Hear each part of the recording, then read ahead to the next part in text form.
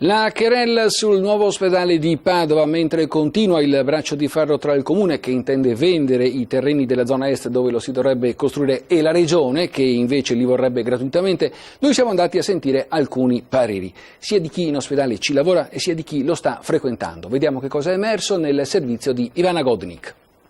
Forse una zona decentrata e con degli spazi più idonei sarebbe migliore, insomma. Meglio qua. Anche se è vecchio, se le strutture sono un po' obsolete. Guardi, ho 66 anni e ho sempre visto le gru qua. I lavori nella sede ospedaliera di via Giustiniani a Padova sempre in corso, mentre la politica e le parti interessate continuano a discutere su quale sarà la migliore soluzione per il nuovo ospedale cittadino.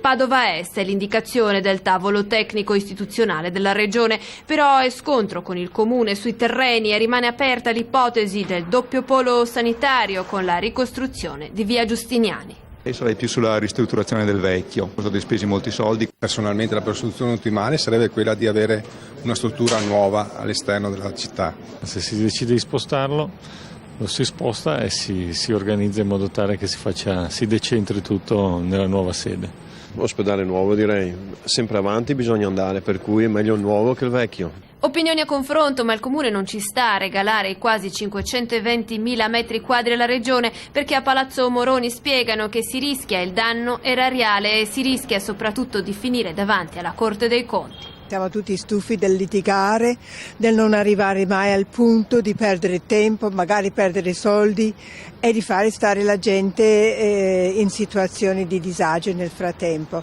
Che si mettano d'accordo, che decidano una buona volta e che facciano.